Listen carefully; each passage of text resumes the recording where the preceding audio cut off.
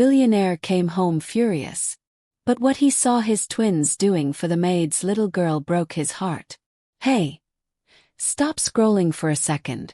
Because what I'm about to tell you, this isn't something you hear every day. A billionaire came home that evening absolutely furious. We're talking jaw clenched, fists tight, the kind of angry that fills up a whole room before you even open the door. He had every reason to be. Or at least he thought he did. But when he walked through that door and saw what his two little boys were doing, for the maid's 3-year-old daughter, he didn't say a single word. He just broke. Right there. Billionaire. On his knees. Crying. Trust me, you need to hear why. Welcome back, beautiful people, to this channel. The place where real human stories remind us what truly matters in this life. Before we dive in, I want to ask you something. Where are you watching from today? Drop your city, your state, your country right down in the comments. I read every single one, and honestly, seeing where you all come from is one of my favorite parts of doing this. Now today's story. It's one of those ones that sneaks up on you. It starts with anger, with pride, with a kind of cold silence that lives in big empty mansions. But somewhere in the middle of all that, two tiny little boys remind a broken man what it actually means to be human. Get comfortable. Because this one is going to stay with you. They said he had everything. But nobody knew what was missing. Marcus Allen was 34 years old and had already built the kind of life most people only dream about on their lunch breaks. His company, a tech firm he'd started out of a 1-bedroom apartment in Austin, Texas, was now worth somewhere north of $2 billion. He had a home in the hills outside Nashville, 12,000 square feet. Floor-to-ceiling windows that looked out over a valley so green and so quiet it almost didn't feel real. He drove a car that cost more than most people's houses. He wore watches that didn't need to be wound and suits that didn't need to be pressed. From the outside, Marcus Allen had everything. But if you looked a little closer, if you were brave enough to look past the polished surface, you'd start to notice the cracks.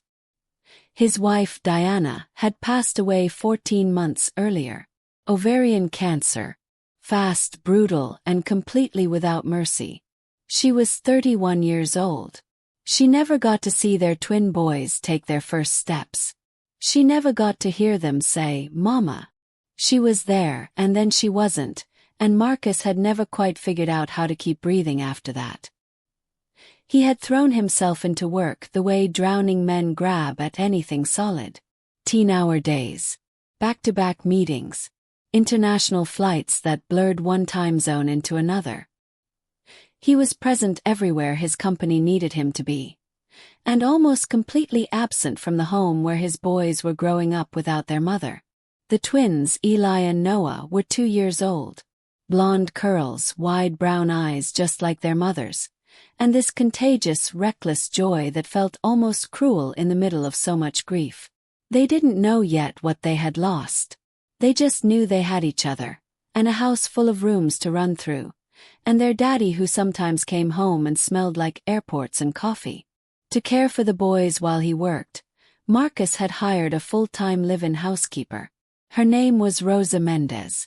She was 41, originally from San Antonio, a quiet and deeply warm woman who had worked in private homes her whole adult life. She was thorough, professional, and kind in the specific way that people are kind when life has asked a lot of them. Rosa had a daughter, Camila, 3 years old, with dark braids and eyes so serious they made you want to know what she was thinking.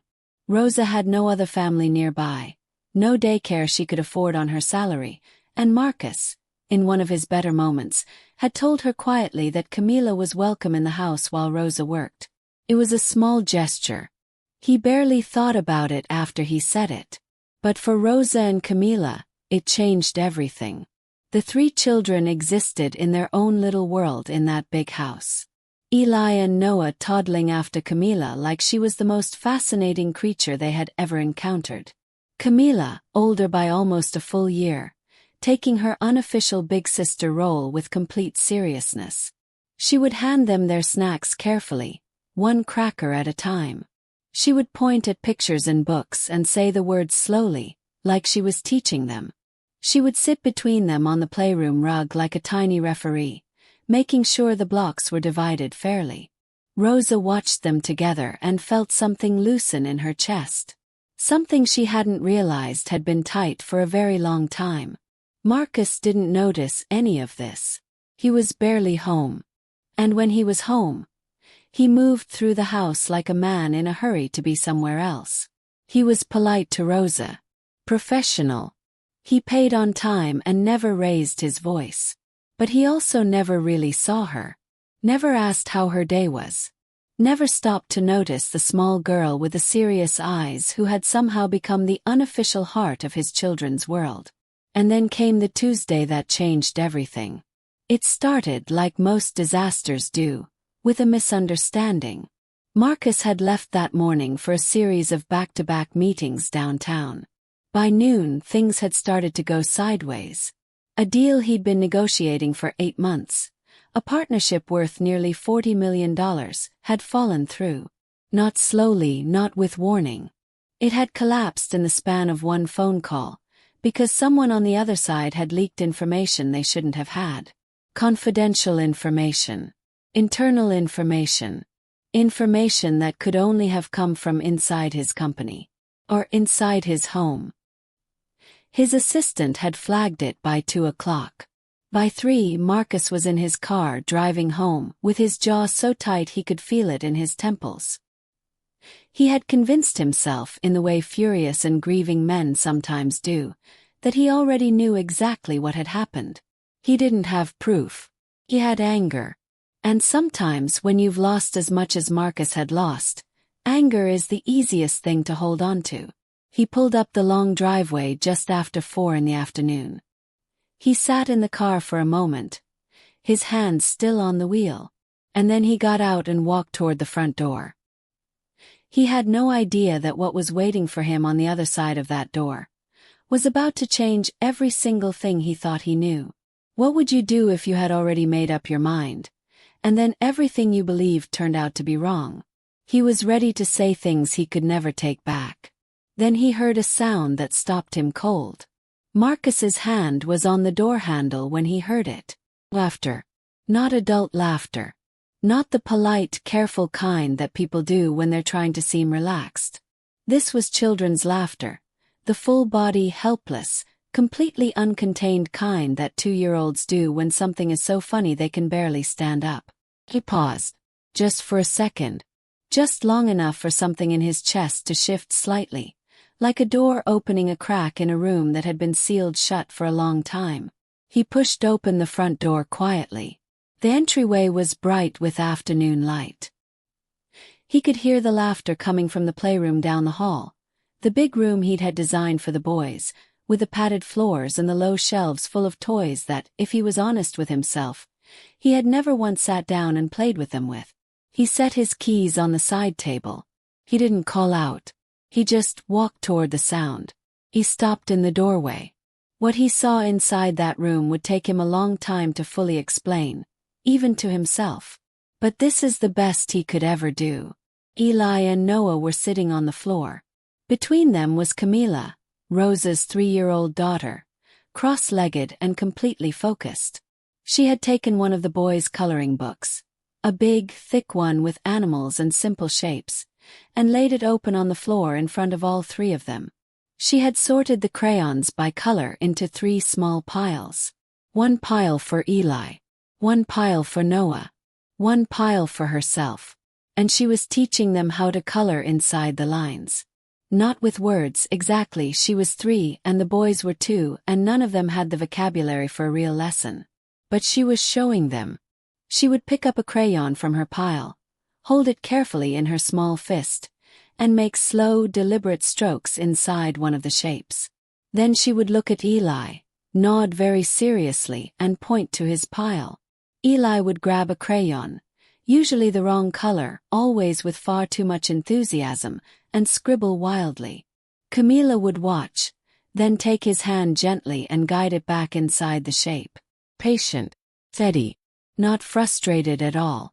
Noah, meanwhile, had given up on coloring entirely and was trying to put a red crayon in his mouth. Camila caught him. She plucked the crayon out of his hand without breaking stride, put it back in his pile, and handed him a board book instead, apparently making an executive decision that Noah was done with art for the day. Noah seemed perfectly satisfied with this arrangement. Marcus stood in the doorway for what felt like a long time. The anger that had ridden home with him in the car, the certainty, the righteous heat of it, had gone somewhere he couldn't locate. What was left in its place was something quieter, something that didn't have a clean name. He was watching a 3-year-old girl be gentler with his sons than he had known how to be with them in 14 months. She wasn't performing it. She wasn't trying to impress anyone. She was just caring for them. The way children care for each other when nobody has taught them yet that the world puts value on some people more than others. Rosa appeared from the kitchen doorway on the other side of the room. She saw Marcus and went still immediately. Her expression shifted into something cautious, professional, the look of someone who isn't sure whether they've done something wrong. "Mr. Allen," she said carefully, "I didn't hear you come in. I can have Camila." "Don't," Marcus said. His voice came out rougher than he intended. He cleared his throat. "Don't move her. They're fine." Rosa looked at him for a moment. Then she nodded once and stepped back into the kitchen without another word. Marcus leaned against the doorframe and watched his sons with this little girl who had walked into their world quietly and made herself indispensable to them in the way that truly good people do. Not by announcing themselves, but by simply showing up every day and giving what they had. He thought about what he had driven home ready to do. The accusations he had been prepared to make. The anger he had been carrying like a weapon. He felt sick. But even as the shame settled in, something else was beginning. Something he couldn't name yet. Something that had been buried under grief and work and the particular numbness of a man who has lost too much and responded by feeling nothing at all. He watched Camila gently redirect Noah away from the crayon again. He watched Eli hold up his scribbled page to show her, beaming, and watched her look at it with complete seriousness before giving it one slow, solemn nod of approval. Eli looked like he'd won the Super Bowl. Marcus felt something crack open in his chest. Not break, not shatter. Crack open, like a window letting in air. He didn't know yet what it meant. He didn't know yet what was coming next. But for the first time in 14 months, Marcus Allen stood still in his own house and didn't feel the desperate need to be somewhere else. Have you ever had a moment where something small, something you almost missed, completely changed the way you were seeing everything? He thought he had come home to confront someone. Instead, he was the one who got confronted by the truth. That evening, after Rosa had put Camila to bed in the small room off the kitchen that had become theirs, and after Marcus had sat through bath time and bedtime with Eli and Noah in a way he hadn't done in months, actually sat there, actually read the book, actually stayed until both boys were asleep instead of slipping out the moment they closed their eyes, he knocked on the kitchen door. Rosa was sitting at the small table with a cup of tea and a crossword puzzle, the quiet routine of a woman who had learned to find peace in small corners of time. She looked up. The caution was back in her eyes. "Can we talk?" Marcus asked. She set down her pen. "Of course." He pulled out the chair across from her and sat down. He didn't know exactly how to start, so he started the only way he knew, badly. "There was a breach today," he said. "Confidential information from a negotiation I've been working on. Got out. The deal fell through." Rosa's face was very still. "I'm sorry to hear that.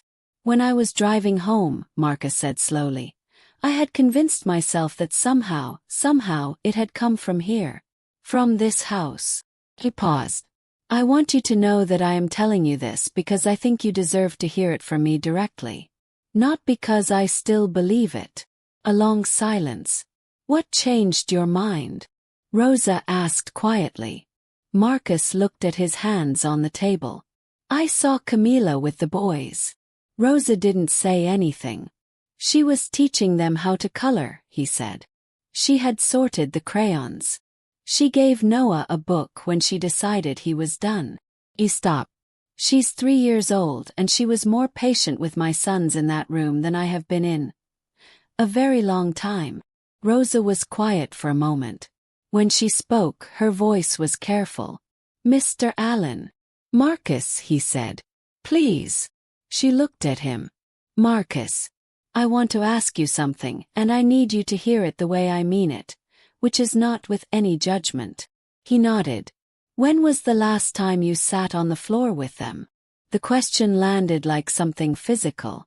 He opened his mouth, closed it. He couldn't answer. Not because he didn't want to. Because he genuinely could not remember. They ask about you, Rosa said softly. Not every day. But enough. Eli points at the door when he hears a car in the driveway. Noah keeps one of your ties in his toy box. I don't know how it got there. But he carries it around sometimes like it's something important. Marcus stared at the table. I know you're grieving, Rosa said. I know what it cost you losing her. I could see it from the first week I was here. And I'm not saying any of this to make you feel worse. He paused. I'm saying it because those boys are right down that hall, and they are so full of love, and they are handing it out to whoever will take it. Her voice went quiet. Even Camila. Even my little girl who isn't supposed to be here, technically. Marcus looked up at that. Rosa. No, she said gently. I'm not complaining. You were very kind to let her stay. I just mean, they don't know yet that the world has rules about who belongs where. They just know they like each other. She smiled just slightly. Camila comes to me some nights and tells me that Eli is her best friend. She's 3. She doesn't know what that means exactly. But she means it completely. Marcus was quiet for a long time. The kitchen was warm and still. Outside, the Nashville night was soft and full of crickets. The breach, he finally said, came from a former employee.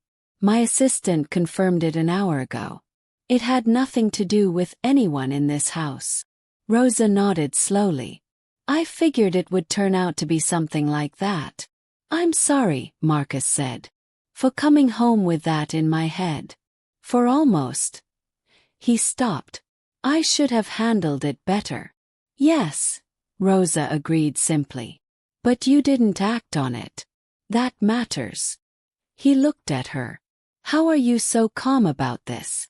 She picked up her teacup.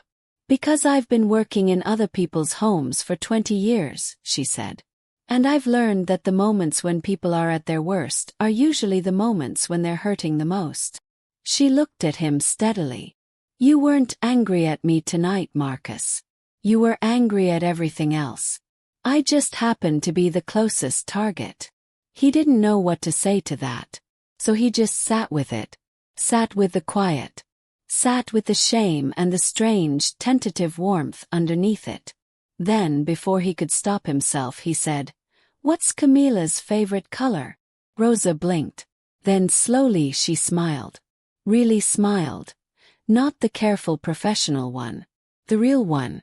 Purple, she said. Everything has to be purple.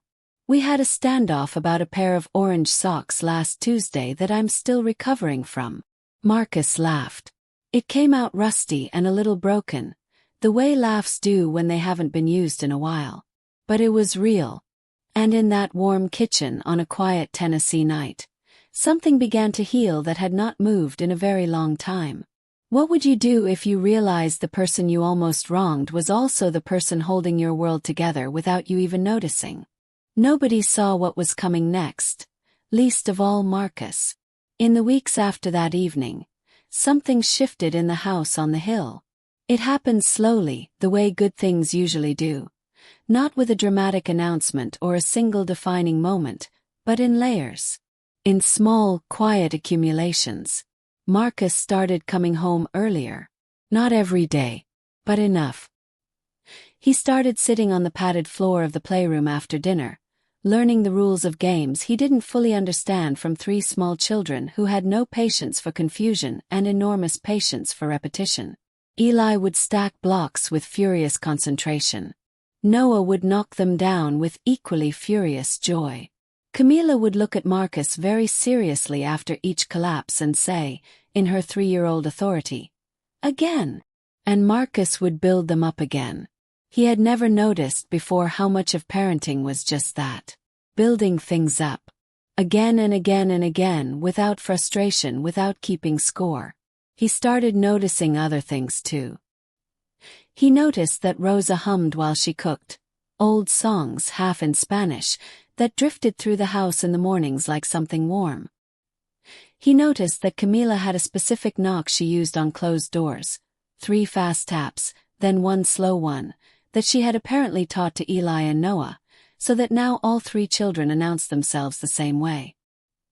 He noticed that Rosa had quietly reorganized the playroom shelves so that Camila's things were mixed in with the boys' things.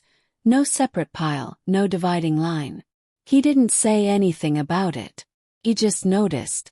One Saturday morning, a rainy one, the kind that makes a big quiet house feel even bigger, Marcus came downstairs to find all 3 children in the kitchen with Rosa, standing on step stools she'd pulled up to the counter, covered in flour, apparently making pancakes. Or attempting to make pancakes. The results were abstract. He stood in the kitchen doorway, almost exactly the way he had stood in the playroom doorway that first day. Camila spotted him first. She looked at him with flour on her nose and said very matter-of-factly, "We're cooking." "I can see that," Marcus said. "You can help," she said. It was not really a question. Rosa looked up from the bowl she was stirring, and there it was again, that cautious look, that slight checking to see whether she'd overstepped. But Marcus was already pulling up a step stool. "What do I do?" he asked Camila. She handed him a wooden spoon with great ceremony. "You stir." "Right," he said. "Okay."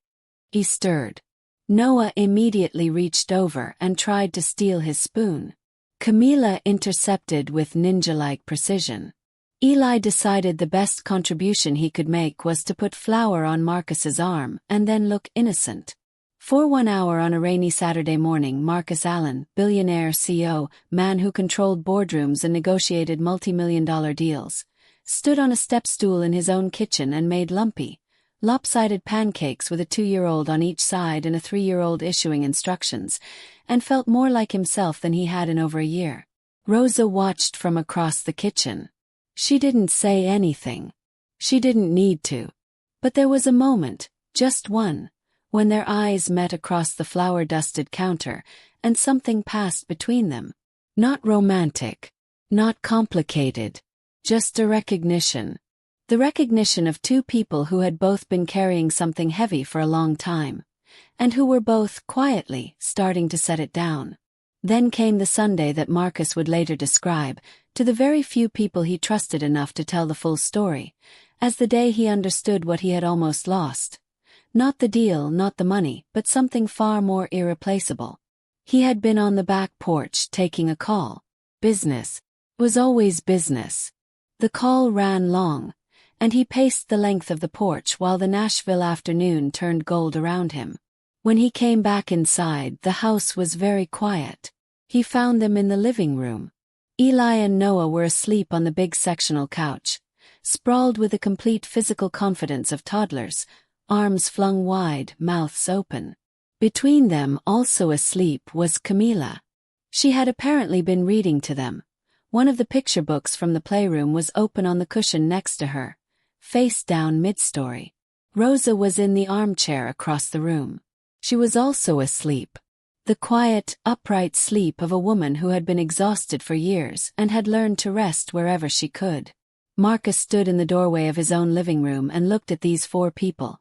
This unlikely, accidental, imperfect family that had quietly assembled itself in the wreckage of his grief, and felt something so large he couldn't fit words around it. His sons had Noah's tie. His tie, the one from his toy box, draped over both of them like a tiny blanket. Camila had one hand resting on Eli's arm. Even asleep, she was watching out for them. He walked quietly to the hall closet. He got out a soft blanket. He went back to the couch and carefully, very carefully, the way you move around sleeping children, laid it over all three of them. Camila stirred slightly. She opened her eyes halfway, looked up at him, and said something small and soft that was mostly asleep. Then her eyes closed again. He stood there for a moment longer. Then he went and sat on the floor next to the couch, his back against it, and he let himself feel everything he had been running from for 14 months.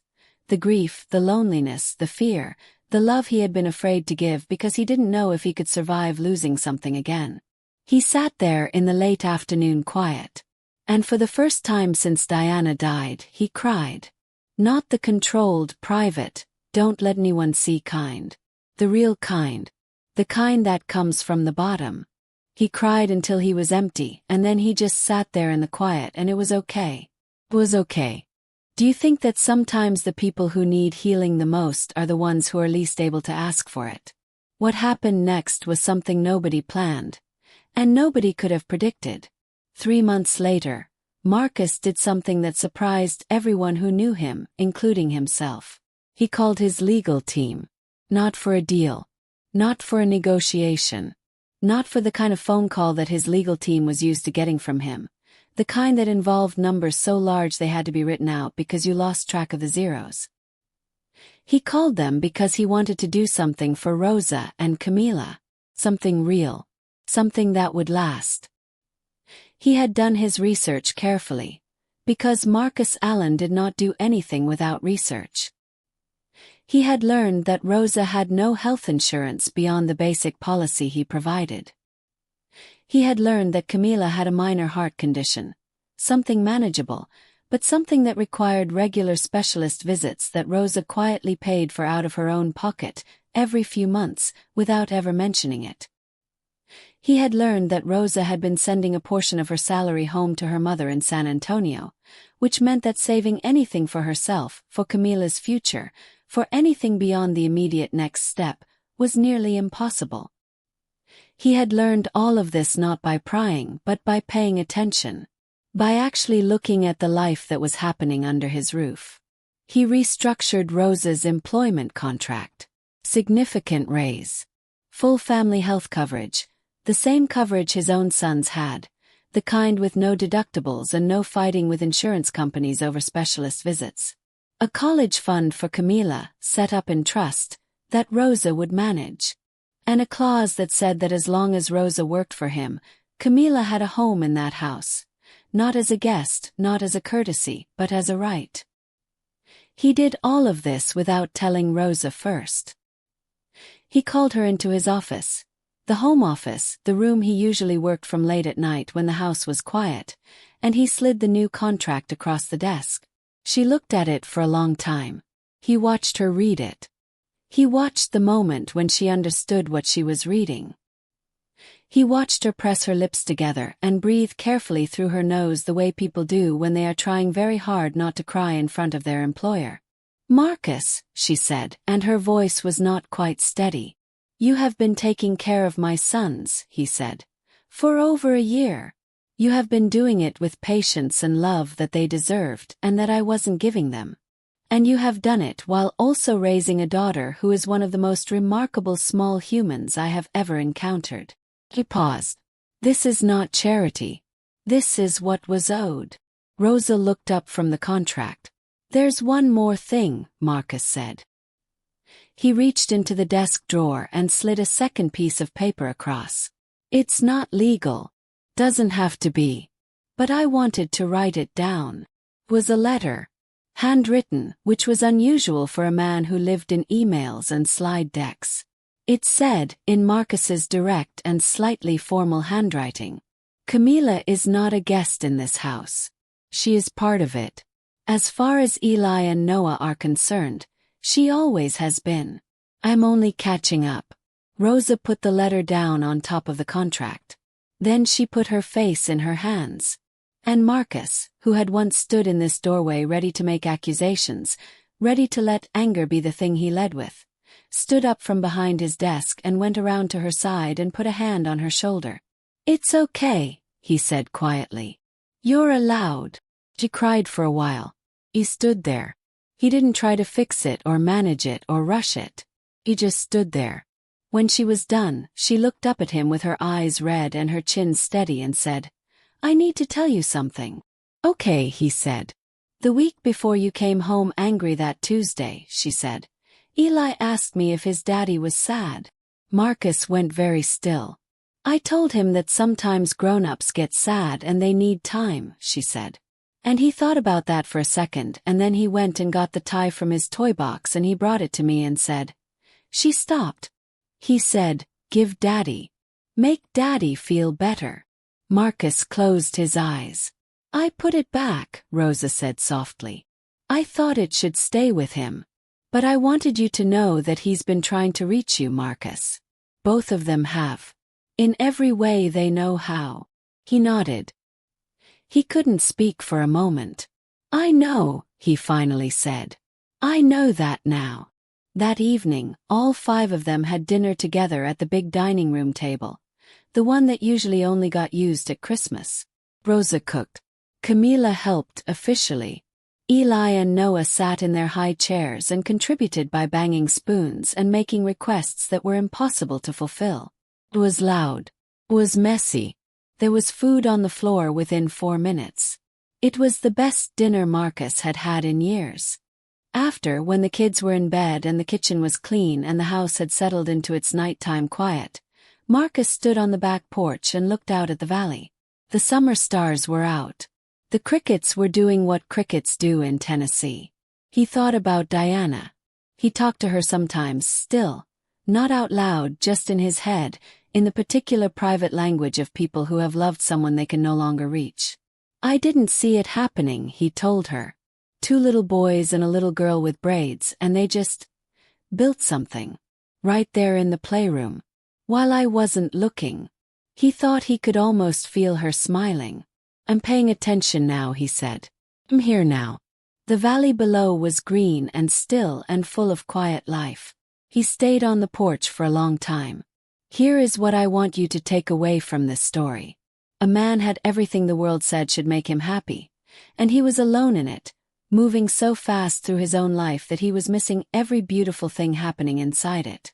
2 little boys who didn't understand grief just kept loving their dad, quietly, in every way they knew how, saving his tie, pointing at doors, waiting for him to come home and stay.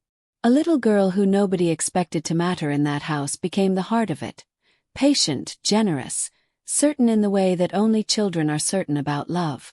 And a woman who could have been invisible chose, instead, to tell the truth with grace. None of them set out to save Marcus Allen. They were just being human. Fully, gently, stubbornly human. And that was enough. It was more than enough. The moral is this. Grief can make us run. But love, quiet, patient 3-year-old love, it waits. Doesn't give up. It sorts the crayons into piles and it hands you a wooden spoon and it says, simply, you can help. Pay attention to who is already in your home, your life, your orbit, trying to reach you in every small way they know how. They may be holding more of your world together than you realize. If this story moved you even a little, please give it a like. Costs you nothing and it means everything to this channel. Subscribe if you're new because every week we bring you stories just like this one, real, human, full of the kind of moments that remind you what actually matters. And leave a comment. Tell me which part hit you hardest. Tell me where you're watching from. Tell me if you have someone in your life you might need to see a little better starting today. And please share this with someone. A friend, a family member, someone who might be moving too fast through their own life right now and just needs a reason to slow down. Because sometimes a story is the thing that reaches a person that nothing else can. Thank you for being here. Take care of yourselves. And take care of each other.